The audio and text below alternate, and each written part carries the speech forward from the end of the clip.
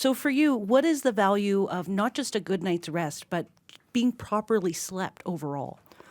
That's quite a difficult question overall. I mean, we know that sleep is something we do for a third of our life is spent sleeping. So clearly there's something important going on related to sleep.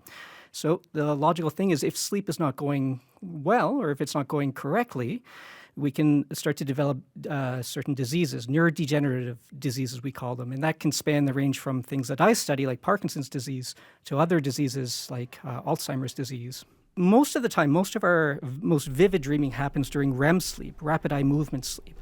And normally, our bodies should be completely paralyzed while we're dreaming of things, because clearly, if we're dreaming of a tiger chasing us in our dream, we don't literally want to be moving and acting out our dreams in real life. That could hurt us or hurt our bed partner next to us.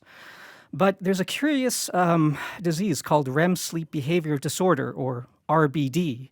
And in individuals who have this disease, that ability to stay paralyzed while they're vividly dreaming is lost. And so what ends up happening is when they're dreaming of that tiger chasing them, they actually are acting out their dreams in real life. They roll out of bed, jump out of bed, hit their bed partner in the face. So it's can be quite an impressive sort of disease. Now there have been a few drug trials in people with early Parkinson's disease trying to stop the disease process, and they failed. There was a couple big trials a couple years ago, for example.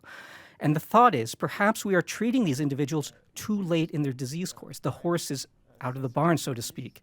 So clearly, if we can identify these individuals who have REM sleep behavior disorder, they're at high risk of developing Parkinson's disease, but they don't yet have it. So the thought being is that this is the most ideal group of people to identify and potentially treat with medications that can slow or even prevent the onset of actual Parkinson's disease and related disorders. The only way we can currently diagnose this condition, and it is so important that we diagnose it correctly, because like I said, not everything is RBD. The only way you can do that is with a formal in-laboratory sleep study. And that's not so easy to get in Alberta. In fact, there's only 3 publicly funded labs to serve the entire population. There's one in Edmonton that I work at the Edmonton General Hospital. There's one in Calgary at Foothills and one in South Zone. So it's not quite so easy to get this diagnosis, and yet it is so vital that we do so.